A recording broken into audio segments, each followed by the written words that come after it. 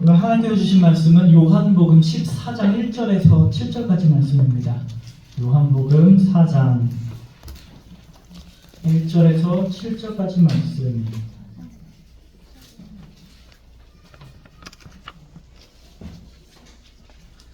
여러분 14장 6절 말씀 암송하셨습니까?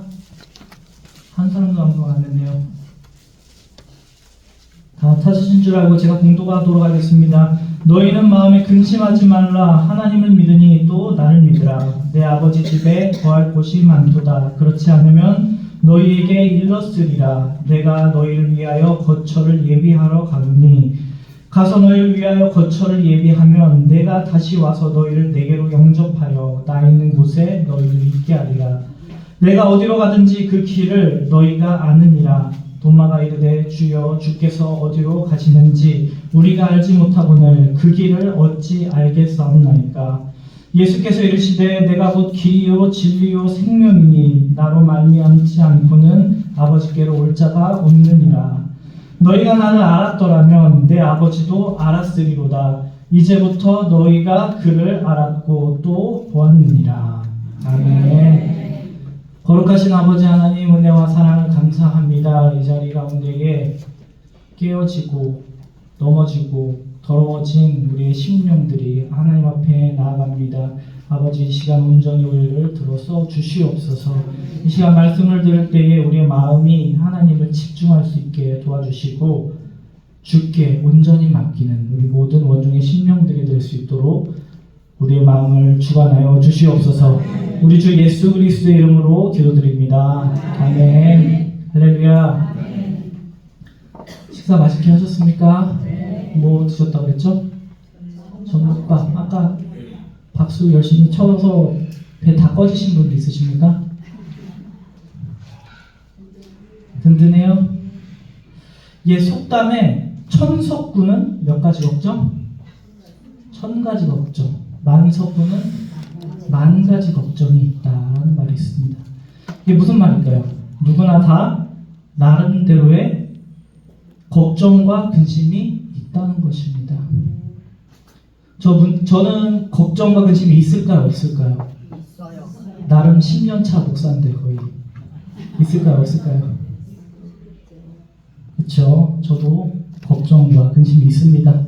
이런저런 문제로 우리가 하루를 살면서 하루도 편한 날이 없을 수도 있고 하루가 내가 잠시 행복한가 싶으면 또 이룰 수 없는, 이루 말할 수 없는 걱정들이 우리를 짓누르고 있는 것이 우리의 인생이라는 것입니다.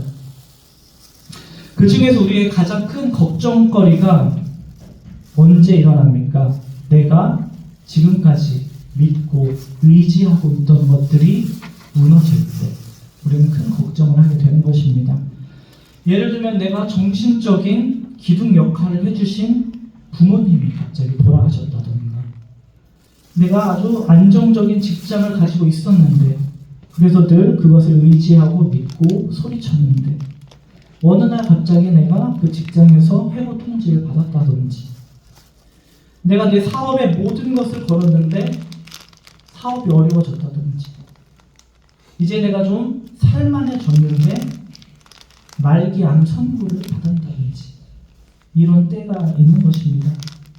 내가 기댈 수 있고 또 나를 지탱해주고 있는 유일한 그 근거가 사라지면 우리가 어떻습니까? 아주 큰 충격을 받게 되는 겁니다. 더 이상 용기를 내서 살 수 없게 되는 것입니다. 그런데 오늘 본문의 제자들 또한 그랬다는 것입니다. 그들은 예수님과 함께 있을 때는 어땠습니까? 아무런 걱정이 없었습니다. 무엇을 먹을까? 무엇을 입을까? 걱정하지 않았습니다. 왜냐? 어려운 일이 있으면 예수님께 가져오면 예수님은 다 해결해 주셨습니다. 누군가 그들을 제자들을 공격할 때도 예수님께서는 다 그것들을 막아주셨습니다. 예수님은 그들을 지탱해주는 유일한 힘이었습니다. 그런데 그런 예수님이 오늘 제자들에게 말씀하시는 겁니다. 너희들이 따라올 수 없는 곳으로 떠난다고 하시니까 이제는 내가 어떻게 해야 합니까? 그들이 깊이 근심하지 않을 수가 없었습니다. 왜냐하면 그들은 모든 것을 버려두고 예수님께 인생을 맡겼던 사람들인데, 우리가 따라갈 수 없는 곳으로 예수님이 떠난다고 하니 걱정이 생기는 겁니다. 이제는 나는 어떻게 해야 하나? 나는 이제 누구를 의지해야 하나? 그들은 근심하지 않을 수가 없었습니다. 게다가 목숨까지 걸겠다고 했던 베드로, 뭐라고 합니까? 다 울기 전에 내가 나를 3번 부인하리라. 그러니까 이 베드로는 더 마음이 착잡해지는 겁니다. 여러분들은 이런 경우 없으셨습니까? 오직 예수님만 바라보고 예수님을 따라 산다고 했는데 갑자기 예수님이 나를 떠나실 것 같은 그런 느낌. 하나님이 나를 인도하시는데 계속해서 내가 원하지 않는 일들이 일어날 때 우리는 힘이 빠지고 베드로처럼 머릿속이 하얘질 때도 있다는 것입니다. 이러한 우리에게 예수님께서 말씀하십니다. 우리 1절 말씀 한번 읽어볼까요? 1절입니다. 시작.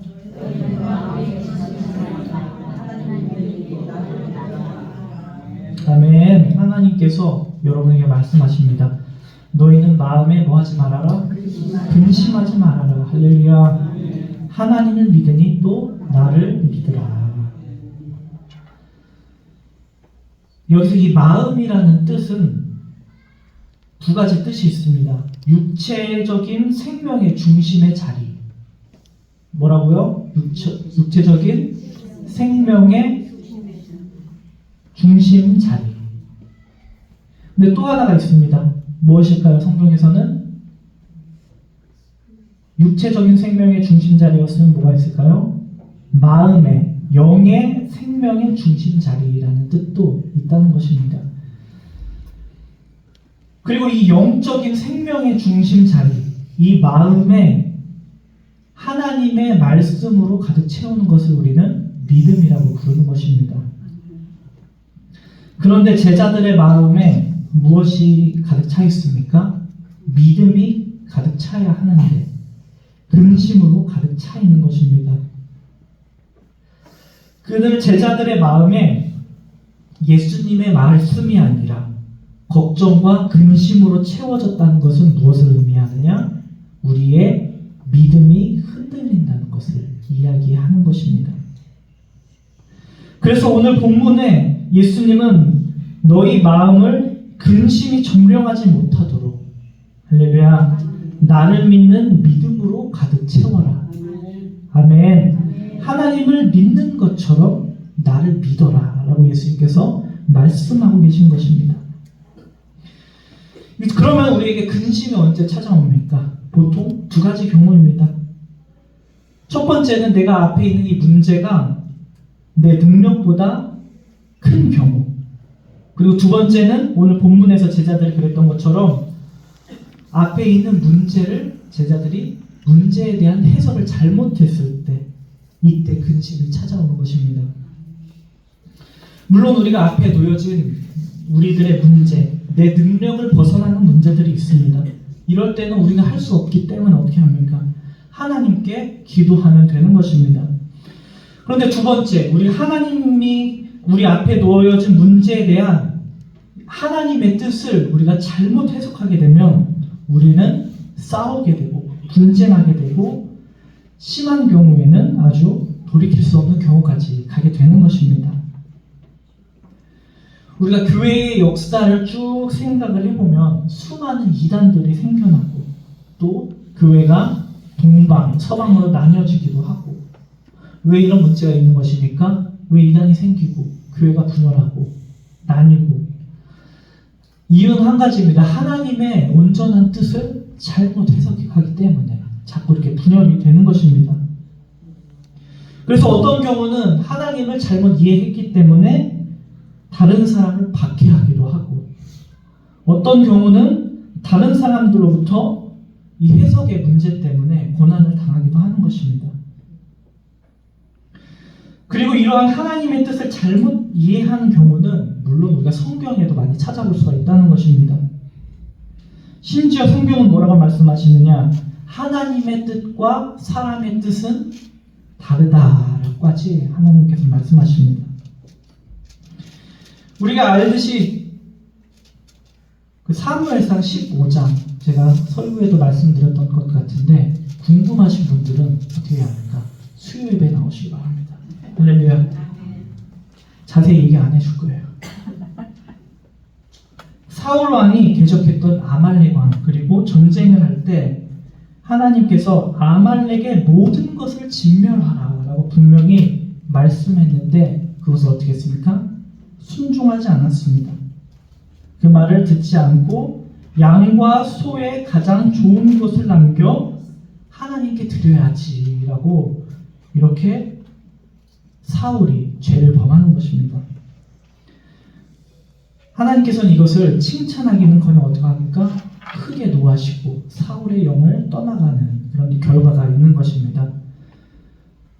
우리가 인간적으로 봤을 때 물론 사울은 의도적으로 정말 자기의 유익을 위해서 남긴 것이 아니라 정말로 하나님께 제사를 드리기 위해서 그것을 남겼을 것입니다. 그럼에도 불구하고 하나님은 어떻게 하셨습니까? 노여워하셨고 사울을 버리셨습니다.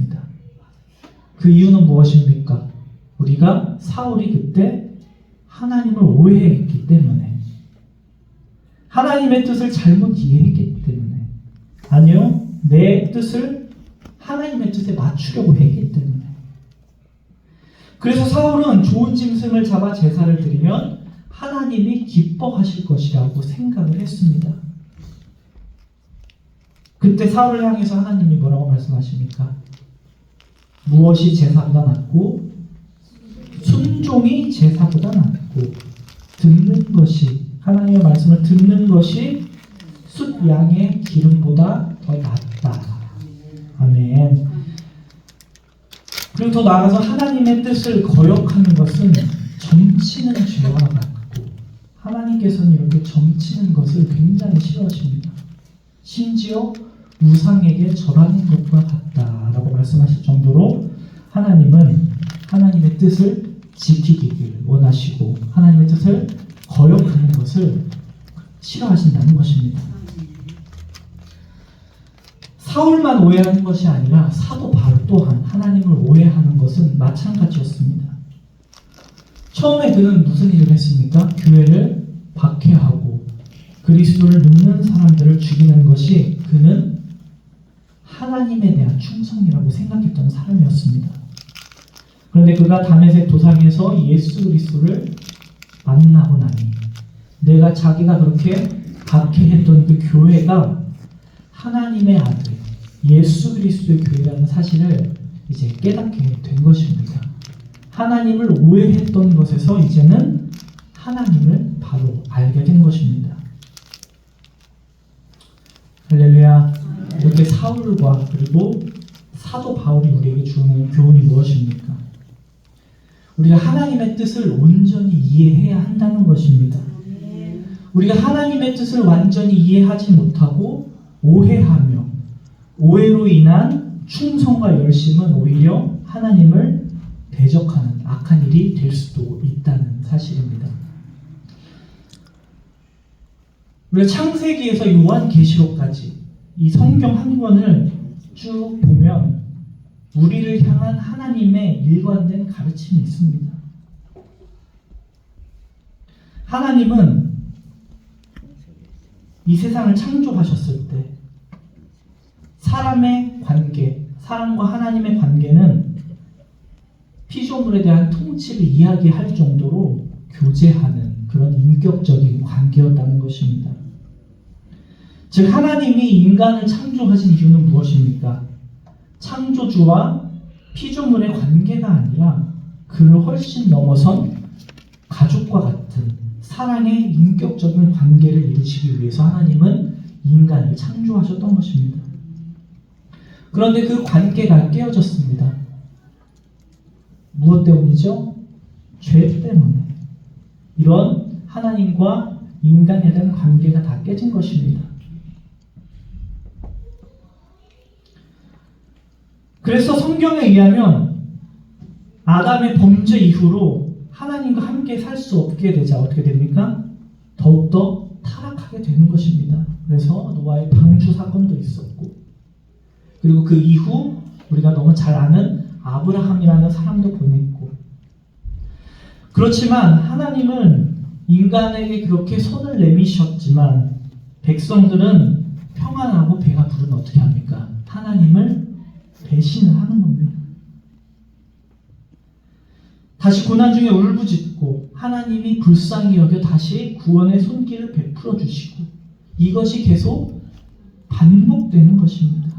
그래서 성경의 역사는 구약에서 어디로 끝납니까? 말라기로 끝납니다.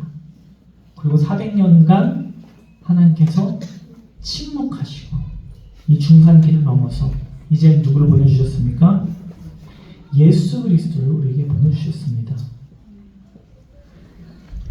아브라함에게 가나안을 약속하셨고, 또 400년 후에 모세를 보내신 것처럼 다시 한번 인간을 위해 진정한 메시아를 보냈는데, 이게 누구십니까?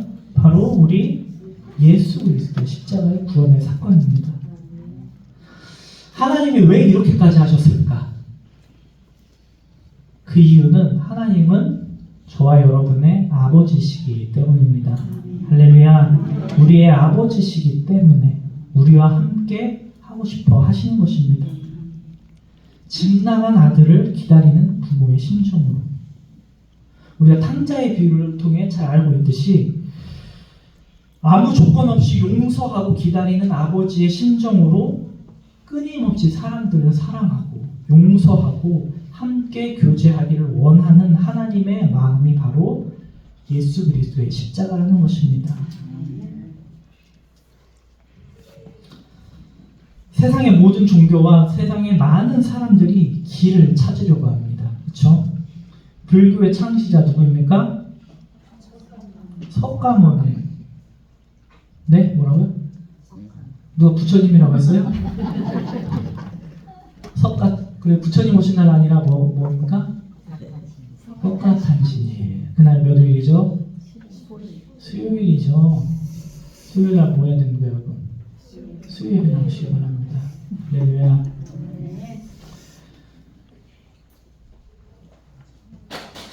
석가도 이 해탈의 길을 찾기 위해서 길을 떠났고, 또 유교의 창시자 누구죠? 공자님. 공자는 뭐라고 했습니까? 조문도 석가사이라는 말을 했습니다. 아침에 길을 찾으면 저녁에 죽어도 좋다. 이렇게 길에 어떤 의미를 찾으려고 하는 사람들이 많은 것입니다.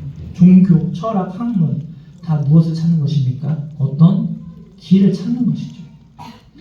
그런데 오늘 본문 예수님께서는 분명히 말씀하십니다. 내가 바로 길이다. 할렐루야.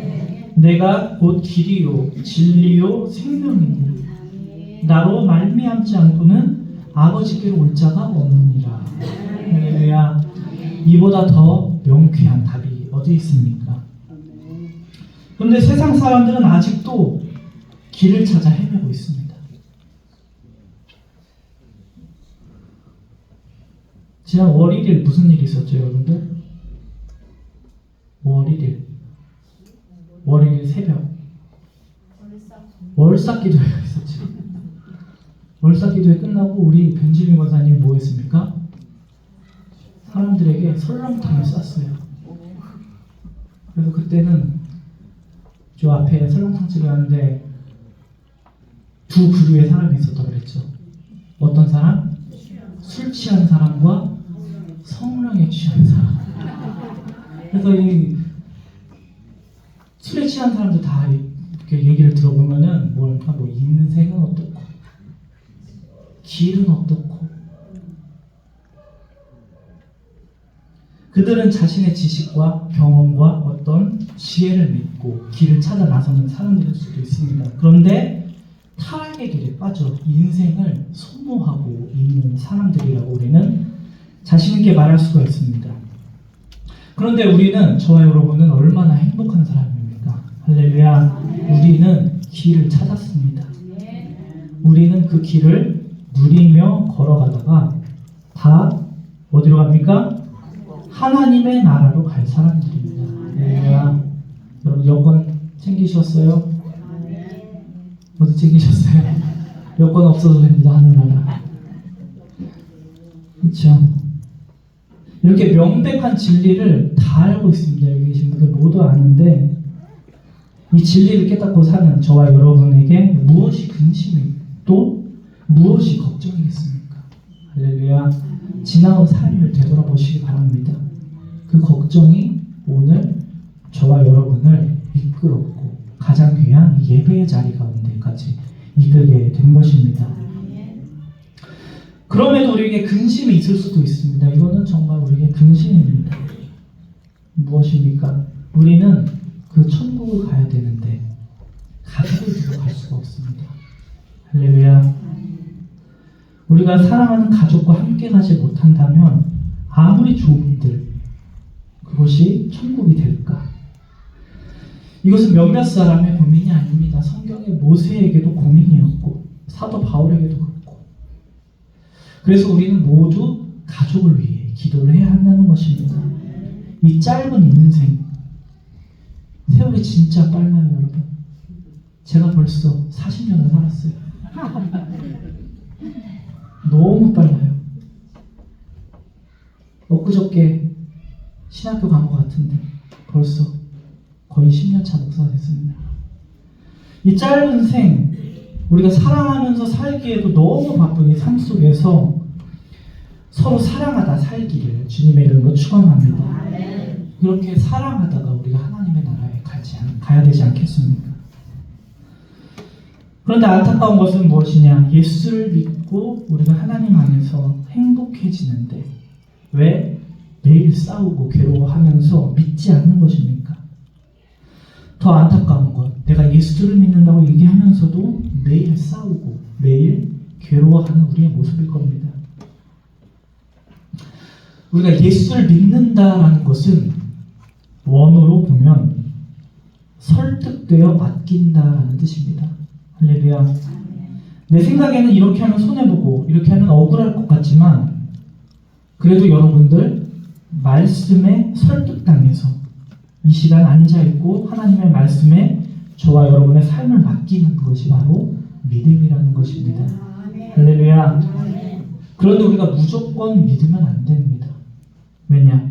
우리가 말씀으로 내 생각으로 조목조목 따지는 것이 아니라 우리는 믿음을 하나님의 말씀으로 따져보고 이해하고 그 다음에 맡겨야 하는 것입니다. 우리가 무조건 믿는다, 이해가지 않고 무조건 말씀도 없이 무조건 믿으면 반드시 믿음으로 버틸 수가 없는 시간이 오게 되는 것입니다. 그렇기 때문에 우리는 하나님의 말씀으로 온전히 믿는 믿음이 필요하다는 것입니다. 그래야 그 과정이 있어야 내 생각과 다른 일이 일어날지라도 우리가 믿음으로 끝까지 버틸 수가 있는 것입니다. 할렐루야. 예수님께서는 1절에서 말씀하셨습니다. 너희는 마음에 근심하지 말라. 하나님을 믿으니 또 나를 믿으라. 아멘. 근심한다는 것은 반대로 얘기하면 예수님을 온전히 신뢰하지 못한다는 것입니다. 우리가 예수님의 약속을 믿지 못하기 때문에 우리의 마음이 불안한 것이 아닙니까? 예수님을 다시 온전히 믿으시기를 주님의 이름으로 축원합니다. 내가 곧 길이요 진리요 생명이니. 할렐루야. 예수님을 우리가 만나고 예수님을 믿으면 다 살아난다는 것입니다. 할렐루야. 희망을 잃었던 사람이 다시 희망을 찾고 기쁨을 잃었던 사람의 기쁨이 다시 생겨나고 마지막으로 죽을 수밖에 없던 영혼의 그 영혼이 다시 살아나는 것이 예수 그리스도입니다. 할렐루야. 시들고 죽었던 모든 것이 다시 살아나는 것입니다. 그 이유는 무엇이냐? 예수님께서 생명이시기 때문에. 할렐루야. 예수님을 믿으면 영원한 생명을 보장받습니다. 할렐루야. 보험, 뭐죠? 라이나 생명이 여러분의 뭐를 평생을 보장합니다. 죽지 전까지는 보장하겠지만 우리 생명 이유까지도 보장할 수 없습니다. 오직 예수 그리스도를 믿는 믿음으로써. 그래서 더 이상의 염려와 근심은 없어지게 되는 것입니다. 성 어거스틴 아시죠? 아우구스티누스라고도 하고, 그가 지었던 책 뭐 있습니까? 책을 너무 많이 읽으셔서 까먹으시는 거예요. 성 어거스틴은 고백록이라는 책을 지었습니다. 거기에 이렇게 써 있습니다. 내가 예수를 믿고 나니 엄마의 품에 안긴 것 같이 평안하다. 여러분들 어머니의 품 기억납니까? 기억이 나요? 저도 가물가물한데 저도 가물가물하다가 최근에 결혼식 하면서 어머니를 한번 안아보긴 했습니다. 할렐루야. 오늘 여러분 모두가 이 고백의 주인공이 되시기를 주님의 이름으로 축원합니다. 내가 예수를 믿을 때 나의 마음에 염려와 근심이 사라지고 마치 어머니의 품에 안긴 것처럼 평안하다. 이런 고백이 있는 우리 원종의 성도들이 다 되시기를 주님의 이름으로 축원합니다. 기도하겠습니다. 하나님 아버지 감사합니다. 예수님께서 너희는 근심하지 말라라고 말씀하셨는데 이 시간 우리에게는 너무나 많은 걱정과 근심이 있습니다. 우리가 하나님을 온전히 신뢰하지 못했고 믿고 맡기지 못하기 때문임을 다시 한번 고백합니다. 그리고 하나님의 말씀을 바로 이해하지 못했기 때문에 또 우리가 온전히 신뢰하지 못했습니다. 하나님 아버지 오늘 이 시간 우리에게 하나님의 말씀을 주시고 그 말씀을 깨닫게 해주셔서 우리가 더 이상 근심하는 자가 아니라 믿음으로 사는 복음의 일꾼이 다 되게 하여 주시옵소서. 믿음의 사람으로서 우리가 세상 사람들에게 하늘의 소망을 전하는 자들이 되게 하여 주시옵소서. 이 모든 말씀 우리 주 예수 그리스도 이름으로 기도드립니다.